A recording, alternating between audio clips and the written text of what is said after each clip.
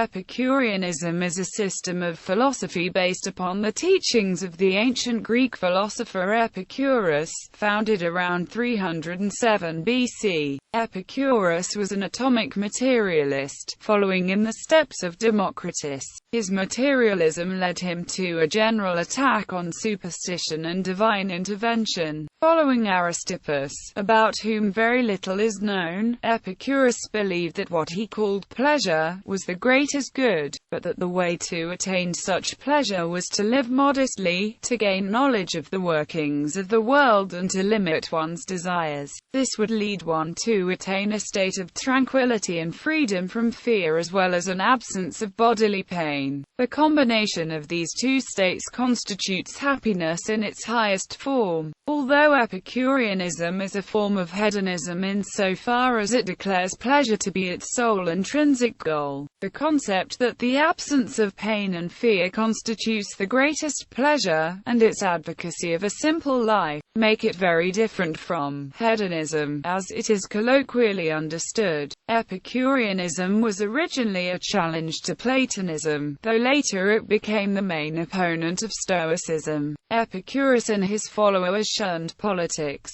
After the death of Epicurus, his school was headed by Hermarchus. Later many Epicurean societies flourished in the late Hellenistic era and during the Roman era. Its best-known Roman proponent was the poet Lucretius. By the end of the Roman Empire, being opposed by philosophies that were now in the ascendant, Epicureanism had all but died out, and would be resurrected in the 17th century by the atomist Pierre Gassendi, who adapted it to the Christian doctrine. Some writings by Epicurus have survived. Some scholars consider the epic poem On the Nature of Things by Lucretius to present in one unified work the core arguments and theories of Epicureanism. Many of the papyrus scrolls unearthed at the Villa of the Papyri at Herculaneum are Epicurean texts. At least some are thought to have belonged to the Epicurean Philodemus.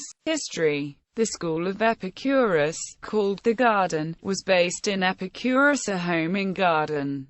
It had a small but devoted following in his lifetime. Its members included Hermarchus, Idomeneus, Colotes, Polyuranus, and Metrodorus. Epicurus emphasized friendship as an important ingredient of happiness, and the school seems to have been a moderately ascetic community which rejected the political limelight of Athenian philosophy. They were fairly cosmopolitan by Athenian standards, including women and slaves. Some members were also vegetarians, as Epicurus did not eat meat, although no prohibition against eating meat was made. The school's popularity grew, and it became, along with Stoicism and skepticism, one of the three dominant schools of Hellenistic philosophy, lasting strongly through the later Roman Empire. Another major source of information is the Roman politician and philosopher Cicero, although he was highly critical, denouncing the Epicureans as unbridled hedonists, devoid of a sense of virtue and duty, and guilty of withdrawing from public life. Another ancient source is Diogenes of Enoander, who composed a large inscription at Enoander in Lycia. A library in the Villa of the Papyri, in Herculaneum, was perhaps owned by Julius Caesar's father-in-law, Lucius Calpurnius Piso Caesoninus.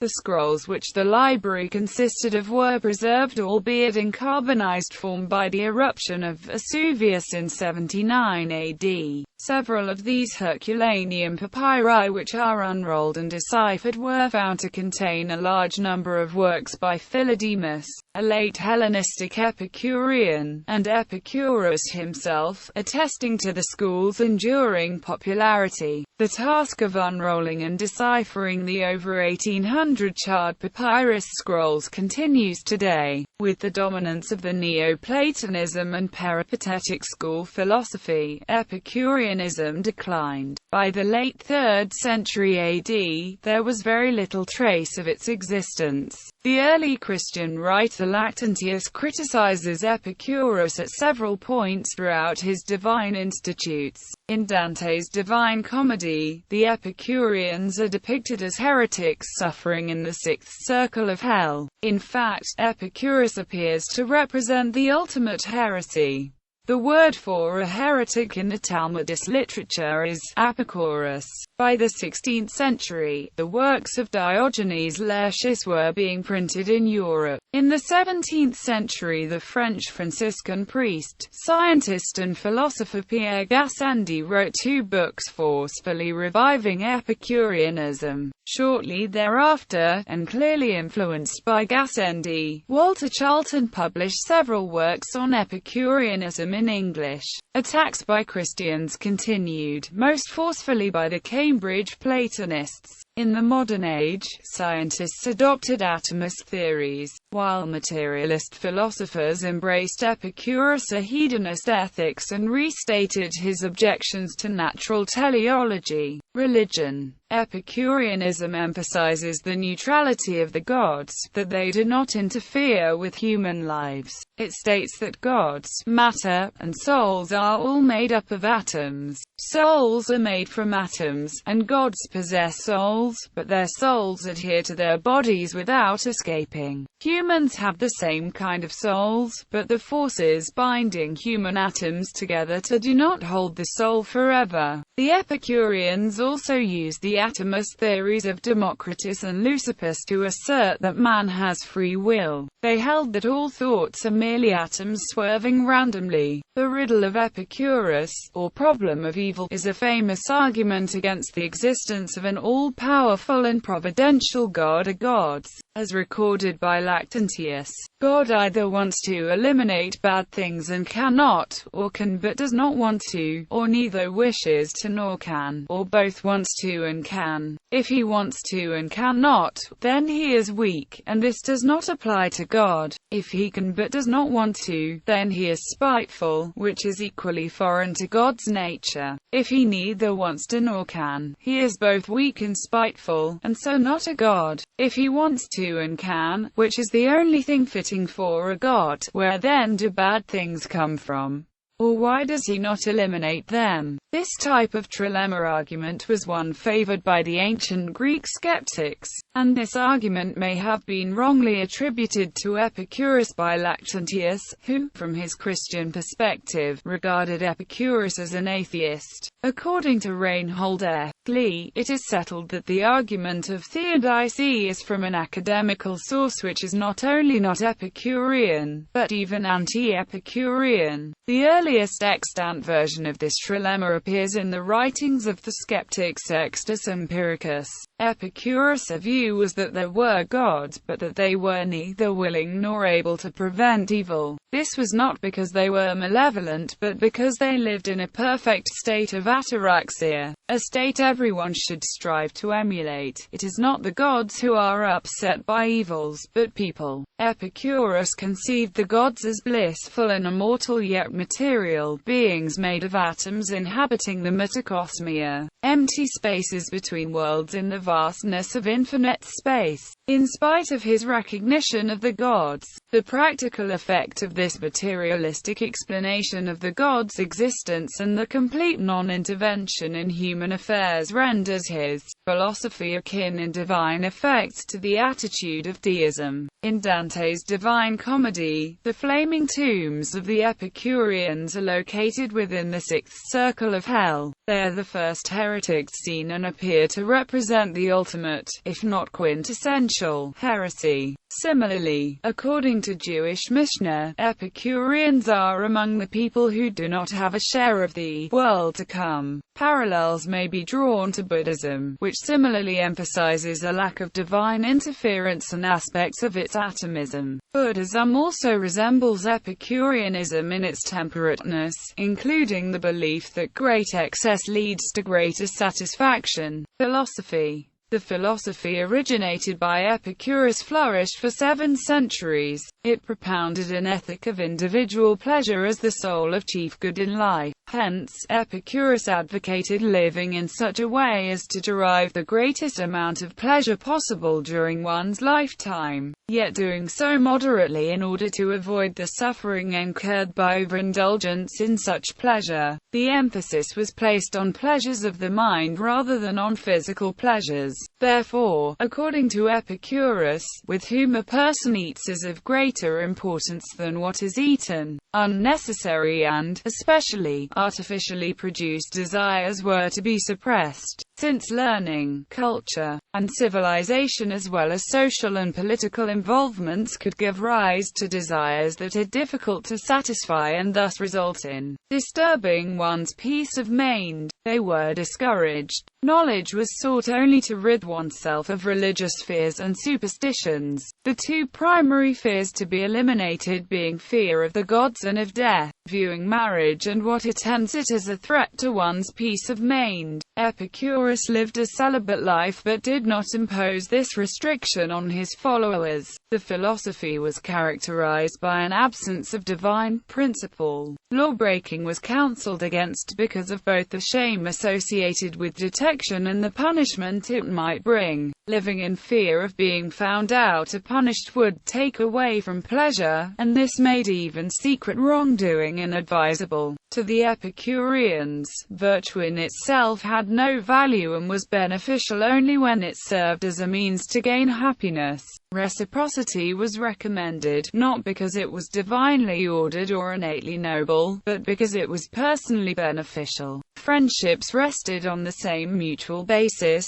that is, the pleasure resulting to the possessors. Epicurus laid great emphasis on developing friendships as the basis of a satisfying life. Of all the things which wisdom has contrived which contribute to a blessed life, none is more important, more fruitful, than friendship, while the pursuit of pleasure formed the focal point of the philosophy. This was largely directed to the static pleasures of minimizing pain, anxiety and suffering. In fact, Epicurus referred to life as a bitter gift. When we say that pleasure is the end and aim, we do not mean the pleasures of the prodigal or the pleasures of sensuality, as we are understood to do by some through ignorance, prejudice or willful misrepresentation. By pleasure we mean the absence of pain in the body and of trouble in the soul. It is not by an unbroken succession of drinking bouts and of revelry, not by sexual lust, nor the enjoyment of fish and other delicacies of a luxurious table, which produce a pleasant life. It is sober reasoning, searching out the grounds of every choice and avoidance,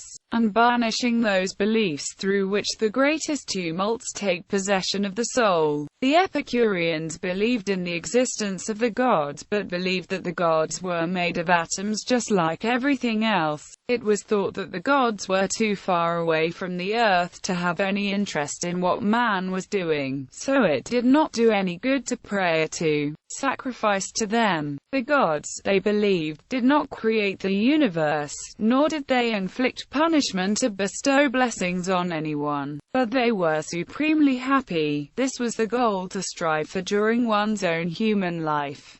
Live unknown was one of maxims. This was completely at odds with all previous ideas of seeking fame and glory, or even wanting something so apparently decent as honor. Epicureanism rejects immortality and mysticism. It believes in the soul, but suggests that the soul is as mortal as the body. Epicurus rejected any possibility of an afterlife, while still contending that one need not fear death. Death is nothing to us, for that which is dissolved is without sensation, and that which lacks sensation is nothing to us. From this doctrine arose the Epicurean Epitaph, non fui, non sum, non curo, which is inscribed on the gravestones of his followers and seen on many ancient gravestones of the Roman Empire. This quotation is often used today at humanist funerals. Ethics. Epicurus was an early thinker to develop the notion of justice as a social contract. He defined justice as an agreement, neither to harm nor be harmed. The point of living in a society with laws and punishments is to be protected from harm so that one is free to pursue happiness.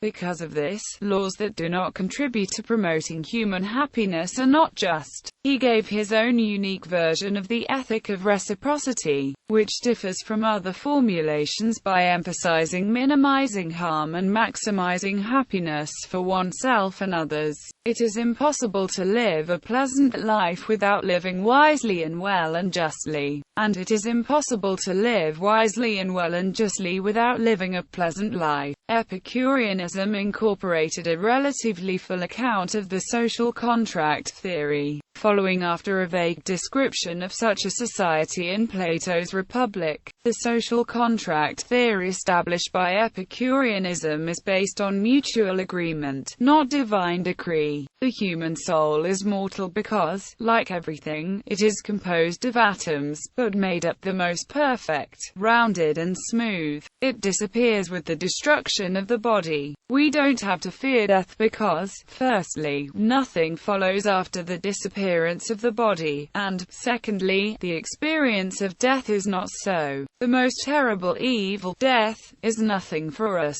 since when we exist, death does not exist, and when death exists, we do not exist. Nature has set a target of every actions of living beings seeking pleasure, as shown by the fact that children instinctively and animals tend to shy away from pleasure and pain. Pleasure and pain are the main reasons for each actions of living beings. Pure pleasure is the highest good, pain the supreme evil. The pleasures and pains are the result of the realization or impairment of appetites. Epicurus distinguishes three kinds of appetites: natural and necessary, eating, drinking, sleeping. They are easy to please. Natural but not necessary. As the erotic, they are not difficult to master and are not needed for happiness. Those who are not natural nor necessary, we must reject them completely.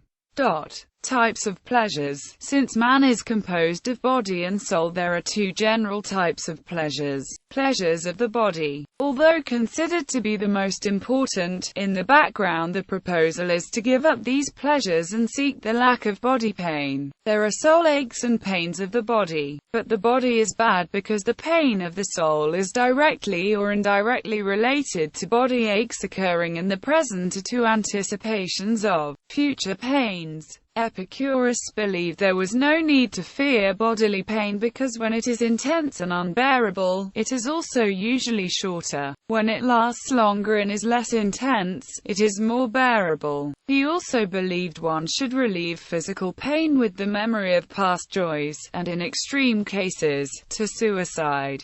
Pleasures of the soul. The pleasure of the soul is greater than the pleasure of the body. Pleasures of the body are effective in the present, but those of the soul are more durable. The pleasures of the soul, Epicurus believed, can eliminate or reduce bodily pains or displeasures.